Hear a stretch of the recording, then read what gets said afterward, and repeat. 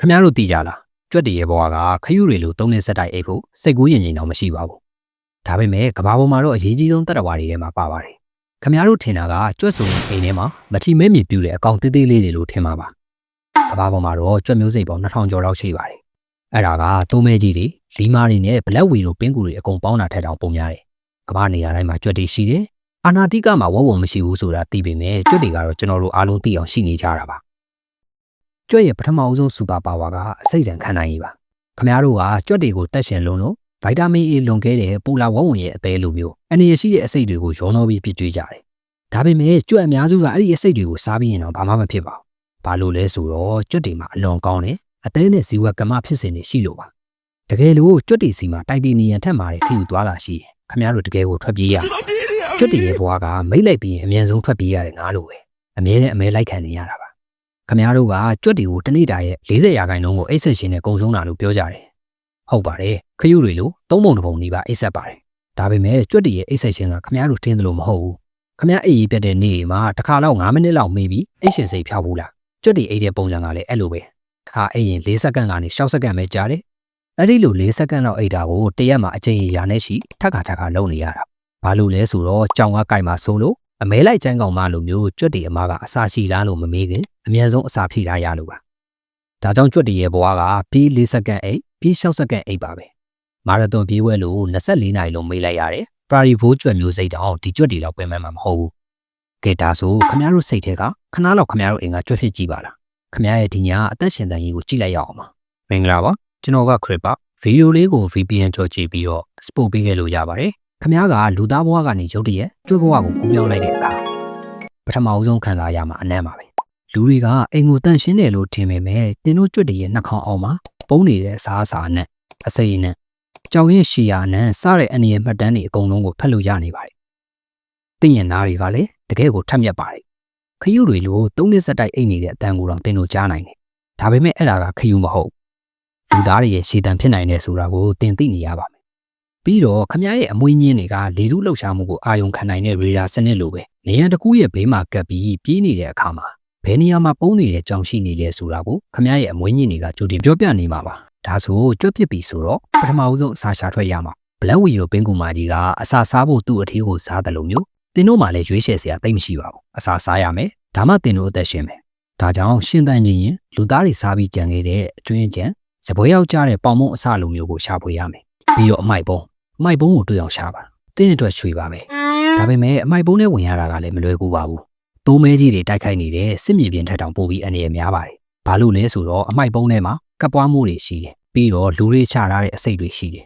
တင်ကအစိတ်တံကိုခံနိုင်ရည်ရှိတယ်ဆိုပေမဲ့အစိတ်ဆိုတာဗိုက်တာမင် A များလို့နဲ့ပူလာဝဝင်ရဲ့အသေးလိုမျိုးလုံးဝမစားသင့်တဲ့အရာပဲလေဒါပေမဲ့ဘိုက်ကစားတော့စားရတယ်ဒါကတင်နေစဉ်ရင်ဆိုင်နေရတဲ့စားဝတ်နေရေးအတွက်လောင်းကြီးတစ်ခုပါကဲဘိုက်ပြည့်ပြီဆိုပါစို့ဒါဆိုလူသားတွေရဲ့အကြီးမားဆုံးချင်းချောင်းမှုကိုဘယ်လိုရှောင်ရှားမလဲအစိတ်ကိစ္စကိုတော့ဘာမှမဖြစ်ဘူးဆိုပေမဲ့ကျွတ်ထောင်ကြောက်တွေကတော့တင်ဘွားရဲ့အနေရရှိဆုံးလောင်းကစားဖြစ်ပါတယ်လူတွေကတင်တို့ကိုဖမ်းဖို့ကမ္ဘာအဆင့်မီတီဖန်ဖန်တီးမှုတွေကိုအသုံးပြုပါတယ်တရေခွင်းနဲ့ပစ်တဲ့စနက်ထောင်ကြောက်ကိုနဲ့တွေ့ကတ်တဲ့ကော်ထောင်ကြောက်ဒါမှမဟုတ်လျှက်စစ်တက်တာတွေကိုပါသုံးကြပါတယ်ဒါပေမဲ့ခမရတို့ကျွတ်တွေမှာဘယ်လိုမျိုးတံပြန်ဆွမ်းအားတွေရှိလဲတင်းရဲ့နှာခေါင်းကထောင်ကြောက်ပေါ်ကလူသားလက်ရအနံ့ကိုအရင်ဖတ်ပါတယ်အစိမ့်နဲ့အစာဆိုရင်တော့တင်းရဲ့အနံ့ကထောင်ကြောက်ကိုလူသားအနံ့အဖြစ်မှတ်မိနေရင်လုံးဝစိတ်မချပါဘူးဒီလိုမရွေးခင်တင်းရဲ့တငယ်ချင်းကျွတ်ကိုအရင်ဆုံးစမ်းသပ်ခိုင်းပါတယ်ကော်ထောင်ကြောက်ကိုခမရကလမ်းမှာတွေ့တဲ့ပီကဲအကြီးစားကြီးလို့မြင်ပါတယ်တကယ်လို့ကတ်မိပြီဆိုရင်ခမရရဲ့အမွေတွေဒါမှမဟုတ်ရှီတော့ကိုကိုယ်တိုင်ကိုက်ဖြတ်ပြီးလွတ်မြောက်အောင်ဖက်ပြေးရပါတယ်နားကျင်မဲ့မ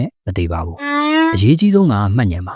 တင်တို့အဖွဲ့တွေမှာကြွက်တကောင်ထောင်ချောင်းမိသွားရင်ကြံတဲ့ကြွက်တွေကအဲ့ဒီထောင်ချောင်းရဲ့တီနေရအနက်နဲ့ပုံစံအားလုံးကိုရှင်းမှတ်ဉဏ်သွင်းပါတယ်နောက်တစ်ချိန်လုံးဝအဲ့ဒီထောင်ချောင်းကိုမရှင်းကတ်တော့ပါဒါကြောင့်လူသားတွေကထောင်ချောင်းပုံစံကိုခဏပြောင်းလဲနေရတာပါဒါကခမရတို့အတွက်ရှင်တန်ရေးဆိုတာကစစ်မြေပြင်ကတန်ငန်းစာပါပဲလူတွေထင်မှာခမရကတမင်တကာဟိုကိုက်ဒီကိုက်နဲ့ဖြတ်စည်းတယ်လို့ထင်ရမှာပါဒါပေမဲ့အဲ့ဒါကခမရတို့အတွက်တော့အသက်ရှင်တန်မှုတစ်ခုဖြစ်နေပါတယ်ကြွက်ဖြစ်ပြီဆိုဝါယာကျိုးတွေကိုကိုက်ဖြတ်ပါဘာလို့လဲတင်တို့ရဲ့သွားတွေကအများတန်းတစ်ဖြည်းဖြည်းကြီးထွားနေလို့ပါမကိုက်ဖြတ်ဘူးဆိုရင်သွားကရှည်ပြီးပါဇက်ကိုထိုးမိပြီးအစာမစားနိုင်ပဲသေးမှာပါဒါကြောင့်တင်တို့ကိုက်ဖြတ်လိုက်လို့မီးပြတ်တာဝါယာချောဖြစ်တာတွေကတင်တို့အတွက်သွားတိုက်ရှင်တဲ့သေခြင်းမှလွတ်မြောက်ခြင်းဖြစ်ပါတယ်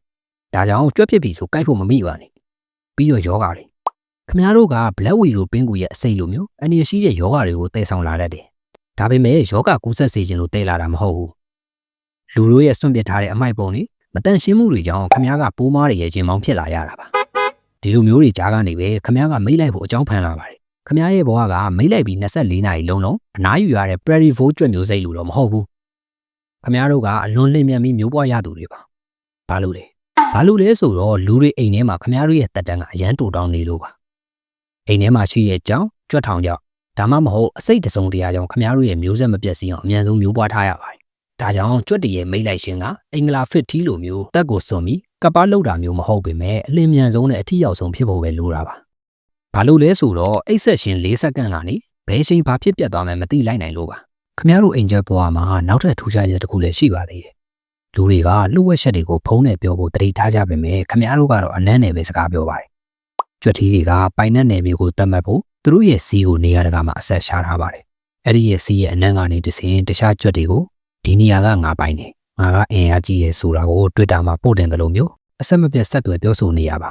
ဒါကြောင့်ခမ ्या တို့ရဲ့အိမ်ထဲမှာလုံးဝ privacy ဆိုတာမရှိပါဘူးဒီတော့ကဘာပေါ်မှာကြွက်မျိုးစိတ်ပေါင်း2000ရှိတယ်ဆိုတာကိုခမ ्या တို့သိထားပြီးပါပြီခမ ्या တို့ကကံမကောင်းတာကအိမ်ကြွက်ဒါမှမဟုတ် brown rat ဖြစ်နေလို့ပါအခုလိုခက်ခဲအသက်ရှင်ရတာထက်အရှားကြွက်မျိုးစိတ်ဖြစ်ရင်ဘယ်လိုနေမလဲအကယ်၍ခမ ्या သာဒီကန်ဂရူးကြွက်ဖြစ်ရင်ရေကိုလုံးဝမတောက်ဖဲအစီတွေကရတဲ့ရေဓာတ်နဲ့အသက်ရှင်နိုင်မှာပါလူတွေရေပိုက်ကောင်းပေါက်လို့စိတ်ပူစရာမလိုဘူးဒါပေမဲ့အစိတ်ကိုတော့ရှောင်ရှားရမှာပါနောက်ပြီး neck mole rat လို့ကြွက်ဖြစ်ရင်တော့အမားကပဲအာနာရှင်ဆန်လွှမ်းမိုးထားတာကိုခံရပြီးကျန်တဲ့အထီးတွေကအမားအတွက်ပဲအလုပ်လုပ်ရမှာပါဒါကရှေ့ဗီဒီယိုမှာပြောထားတဲ့ဒီမှာအထီးလိုမျိုးလုံးဝလွတ်လပ်မှုမရှိပါဘူး